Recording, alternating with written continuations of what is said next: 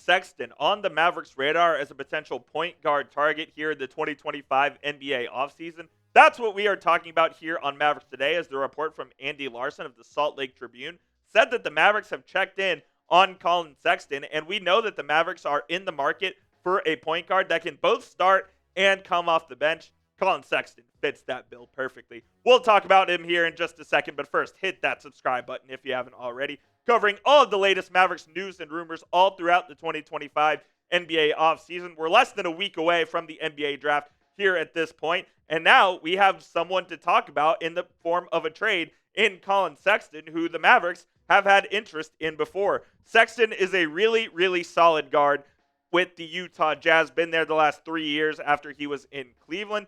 Last season with Utah in 63 games, he averaged 18 points, 48% from the field, and 40% from three. If you look at his three-point number the last 3 seasons, it's been fantastic at over 39% each of the last 3 years. He stayed relatively healthy the last couple of seasons, although he missed almost 20 games this last year, and he has dealt with some health issues in the past. But this is the guy I look at that I think the Mavericks could absolutely use. And we know that the Mavs have had interest in Sexton before, whether it be at the trade deadline or in the offseason in order to make a deal happen. The Mavs have been rumored and linked to Collin Sexton multiple times, and this is just the latest in that little saga, I guess, if you will. I think Sexton would be a fantastic addition to this basketball team here, and he is going to be a potential trade target for the Mavericks that they look at, because we know that Kyrie Irving's absence until the middle of the season is going to be felt. This season, Sexton with the Utah Jazz, he started 63 games. He played in 63 games, started in 61 games.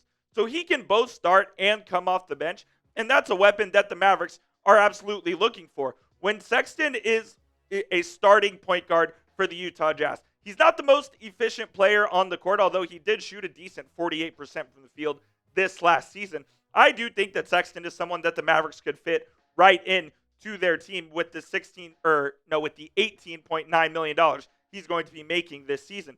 Daniel Gafford is someone that could be a potential trade target for the Utah Jazz in exchange for Collin Sexton. He's someone that I think Utah could have a level of interest in. Now, Utah does have, a kind of glutton of bigs, so to speak. They have Lauri Markkanen.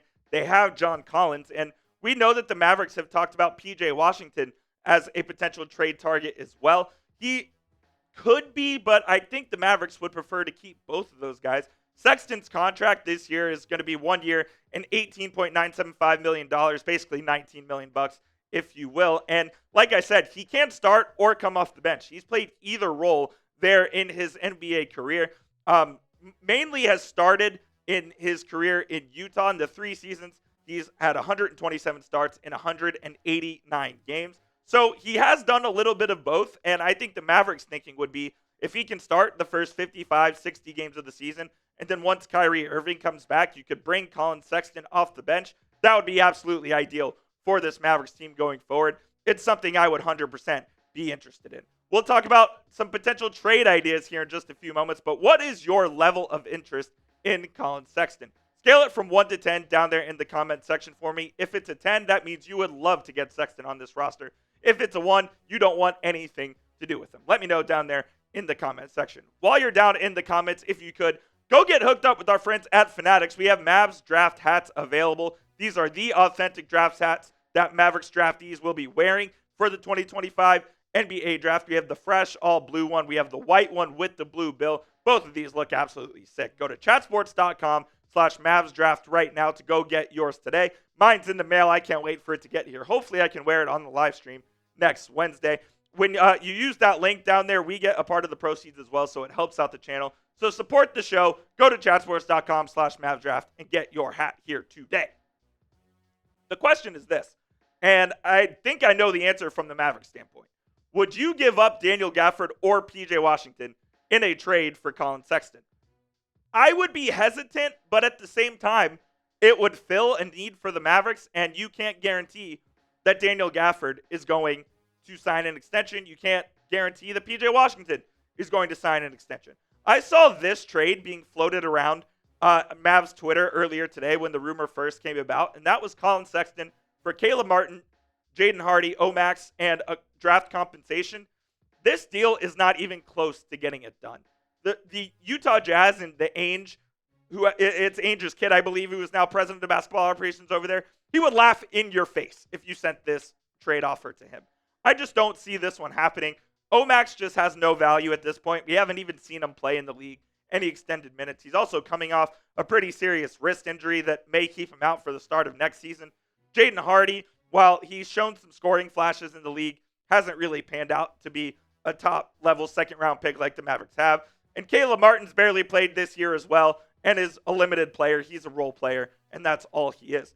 I do think that you can make a deal happen with the second trade idea that I have here, which would be Daniel Gafford or PJ Washington, not both, Max Christie or Caleb Martin in that deal. So if you went Gafford and Christie, if you went Washington and Martin, or if you went Washington and Christie, Gafford, Martin, whatever combination of players the Utah Jazz would want from that, I think that could potentially be enough. That would get you closer to getting towards a deal with the Utah Jazz for Collin Sexton.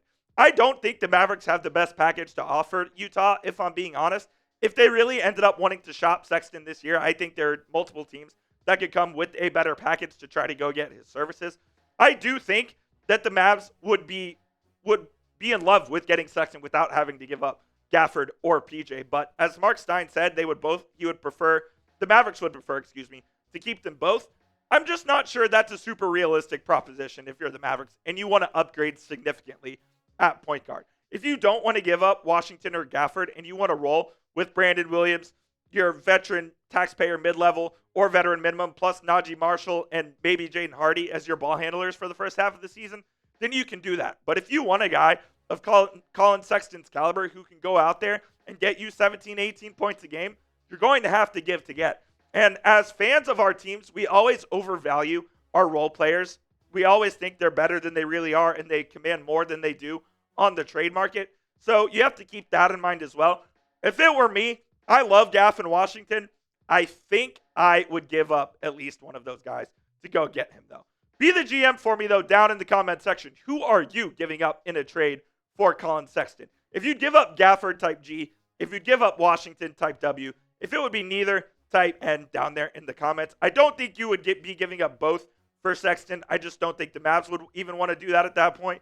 But one thing we do know this is the Mavericks are going to be in the market for a point guard. They want a guy that can both start and come off the bench. Whether that comes in the form of Walter Clayton in the 2025 NBA draft, who we talked about yesterday, whether that comes in the form of a Collin Sexton via trade, whether that comes in the form of Chris Paul via free agency, I do think the Mavericks are going to go external for a point guard this offseason. It's just a matter of how they do it. That'll be it for today's show, guys. Appreciate you for tuning in to Mavericks Today by Chat Sports. And of course, if anything happens, we will have you covered right here on the channel.